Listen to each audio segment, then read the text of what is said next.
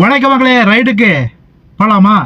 390 ரூபாய்க்கு first ride முடிச்சுட்டு இருக்கோம். எங்கன்னா தொப்பம்பட்டி பிரிவுல இருந்து அண்ணா சிலை. 101 ரூபாய்க்கு ரெண்டாவது ரைடை முடிச்சு விட்டாச்சு. எங்கன்னா லட்சுமி மில்ஸ்ல இருந்து ராமநாதபுரம். 330 ரூபாய்க்கு 5000 ரைடை முடிச்சு விட்டாச்சு. எங்கன்னா பன்னிமலையில இருந்து டவுனாலு.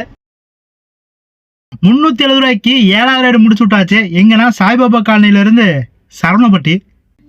450 ரூபாய்க்கு 10,000 இடம் முடிச்சு விட்டாச்சு. எங்கன்னா காந்திபுரத்துல இருந்து வீரபாண்டி பிரிவு. 258 ரூபாய்க்கு 11,000 முடிச்சு விட்டாச்சு. எங்கன்னா வீரபாண்டியிலிருந்து பூச்சூர்.